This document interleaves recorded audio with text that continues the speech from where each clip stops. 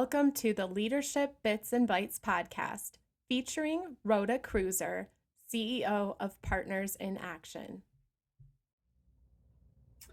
Good morning. We are excited to be here this morning again with Leadership Bits and Bytes to talk about leadership in West Michigan. We're so fortunate to have great leaders that we can turn to. This morning we are visiting with Mirabel Fonyuy Umeni, and we are just really thrilled that she is here with us and going to share a little bit more. She started an organization called Motherland Cultural Connections. And so, first of all, welcome. Thanks for being our guest this morning. Thank you so much for having me. Yeah. Tell us a little bit more about Motherland Cultural Connections. Tell us about what you do there and maybe a little bit about how you started it. Absolutely. We started the organization in 2019, and the goal there was to bring people together, bring the community together, along with the immigrants that now call West Michigan their home. And we do all of this through food, music, storytelling. The goal there is to teach cultural competency to the immigrants coming in, but also to the community, so that we learn better ways to get along, to break bread with each other, to form relationships and work better together. That is so exciting to hear about, because I think that is one of the challenges as people are coming to the United States, and many times they're experiencing our way of life and we're figuring out theirs as well. And so you talked about breaking bread together. Can you talk a little bit more about how you go about doing that? Absolutely. We bring people, so the teachers of the cooking classes or the presenters or the musicians are from immigrant backgrounds. And the audience usually is everyone who's resident here. So we bring people together. We start teaching about the countries that the dishes come from. We talk about the people. We talk about the culture there. What does community mean for them? What does community mean for you here? And what are the connections? What are the similarities? What are the differences? And how can we use those differences to add value in our lives today? But also, how can we take these particular tools back to the office, back to the family, back to the neighborhood, where you have people who have just moved in and from a different country?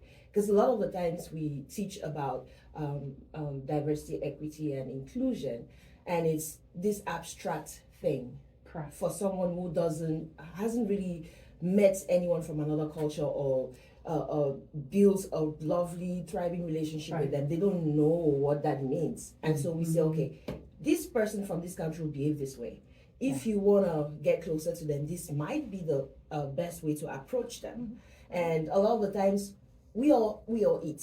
We eat, we like music, we like to get together, we are social beings. And so we wanted this to be that opportunity for people to come as they are, lower all of those barriers, but just bring them down and connect with other people at the human level.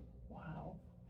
And that sounds like so much fun. So I'm sure that probably helps people be more comfortable to be in that setting with people that they don't know, maybe have never been to that country. Absolutely. But are able to experience a bit of that culture as they're coming together. Absolutely. Like one example that I would give to you would be mostly from my country in Cameroon.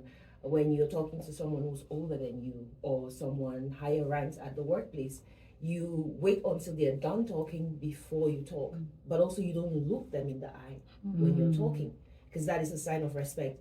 You bring it here, it's the complete opposite. Because if you don't speak, you didn't have anything to contribute. If you look someone in the eye, you have to do that to build confidence, to show that you are confident in yourself, but also respect towards the other person. And so those are some of the things that can easily just cause issues in relationships. But when you know that this is how you can approach this person, then it makes it easier.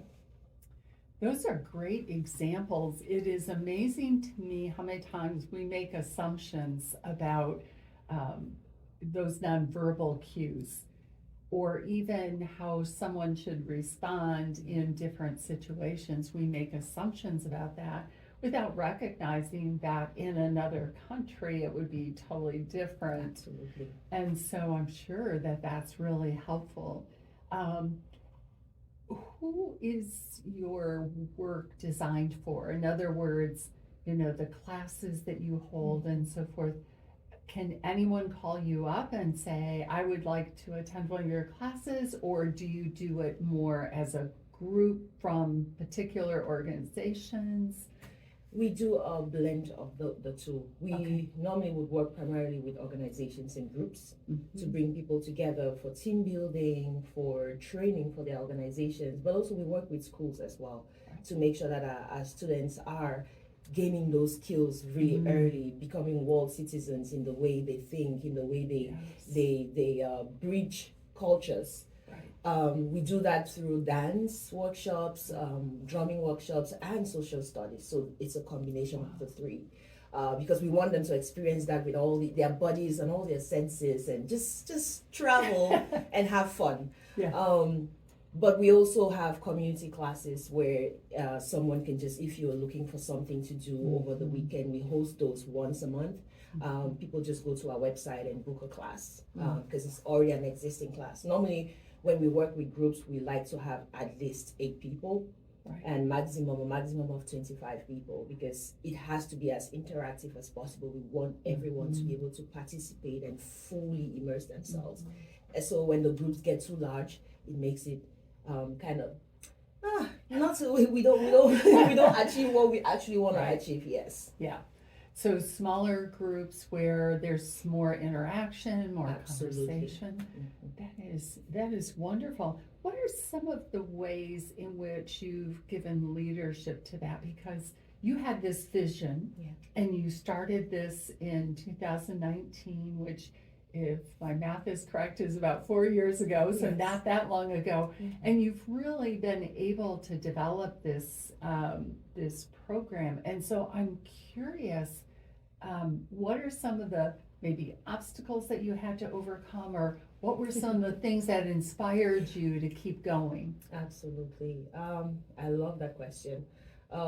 We started 2019 and we had the lockdown 2020 a couple of months after. And it was quite interesting because we built this thing that was all about bringing people together in person. And we had plans to expand and go virtual, but those were among our 5-year plans, not like 4 months after. And so we had to really figure out how we could transfer that experience without losing the quality to a virtual space. It took us about 8 months to get it right. And I just didn't give up because I knew just how important it was. The reason for all of this was to make sure that we were giving immigrants the opportunity to showcase their skills. That was my experience when I came here. I had a master's degree here in the United States at West Virginia University, so I thought it was gonna be easy for me to get a job, and I had to stay for almost 6 years without a job after applying over and over and over. And it's a problem that you have. It's very common within the immigrant community, where you have people, engineers, teachers, doctors, who have immense skills, but for some reason the translation of their skills here just doesn't work. And so that's my motivation, to make sure that we are not forgetting those people, because what happens is over time you just lose your self-esteem because you're not contributing at the level that you should be contributing. But also there are just no avenues where people will say, okay, yes, come in. The constant no's after a while, it tells you that you're not enough. And so that is my motivation, to make sure that we are constantly opening doors for immigrants, especially the creatives as well, especially the women who are stay-at-home moms. Because culturally, in some cultures, when you move into a country, especially if you have kids, the man steps out first. And so the woman has to stay at home and take care of the kids. And if the husband or partner is not bringing that much money in, they are not able to get childcare. And that is a huge problem. And so for that, you are completely locked outside of society. You are isolated. And that does terrible things to the human psyche. Yeah. And that's why I wanted to make sure that there's no sleeping on this. There's no waiting. There's no joking around with this. We have a clear mission to make sure that we are getting more and more people into the community so that they can earn income, build self-esteem, but also contribute to the society. Absolutely. Absolutely. And it is so important, as you said, to open those doors and to help build those connections so people can contribute in the greatest way possible. Many of the people, like you were mentioning, come here and they have great skill sets and experience. It's just helping people here in the U.S. to understand how that can apply here. Absolutely. Yeah. Well, it sounds like you're really very passionate about your mission and your purpose. And I think as a leader, that is something that is so important, is to have that drive that's beyond just how do we earn money to keep going, but it's really that purpose for that we live for and that we work for. So that's great. I would be curious if you have one tip that you might share with another leader, maybe someone who's just starting a new endeavor, or maybe someone who is new in their leadership journey. What tip might you share with them? What has worked for me is being true to my purpose. And my purpose is tied to what really gives me fulfillment. And this, for me, Motherland came about because I had to bring all of my skills together. I am a singer, I am a chef, I love to host people. I'm happiest when I'm doing all of those things. And so I brought that together. But also, I love to empower people.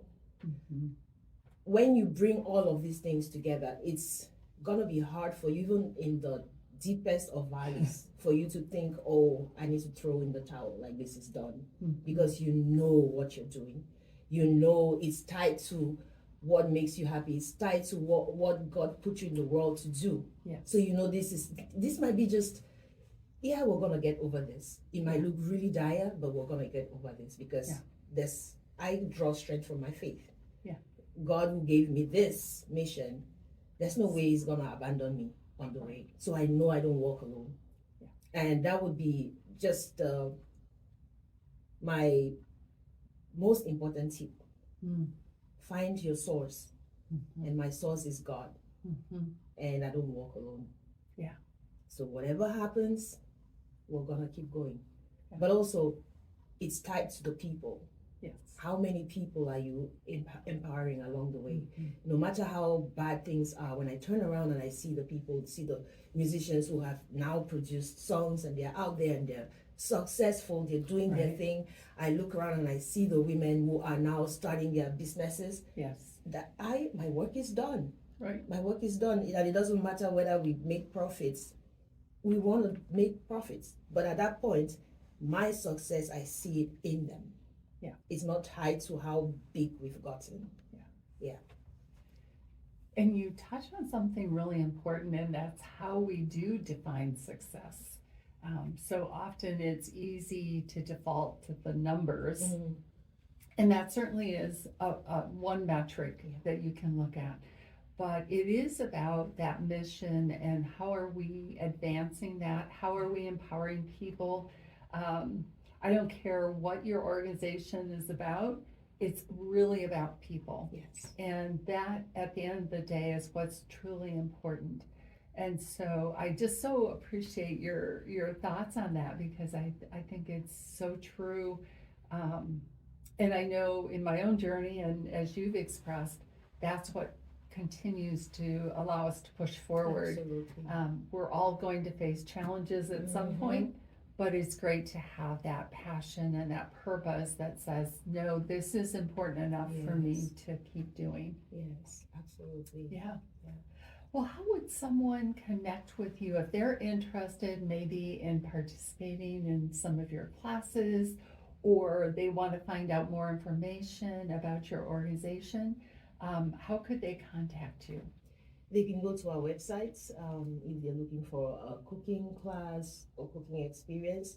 They can go to Motherland Cooking Experience with an X, motherlandcookingexperience.com, fill in the intake form, and we will get back to them and we'll curate something that works for them, specifically for them.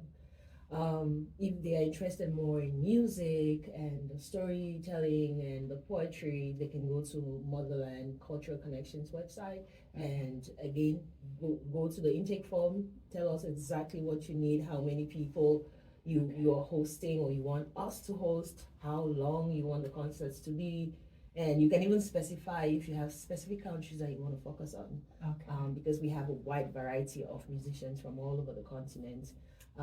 But also the cooks too from all over the continent. So just reach out to us. That intake form is the way in, and we will get right back to you.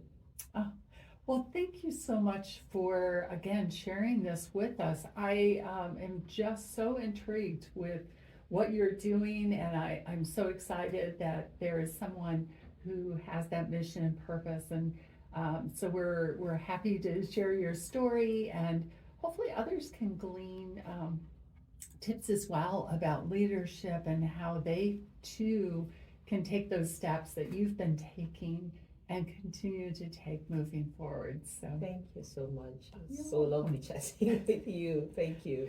Same here.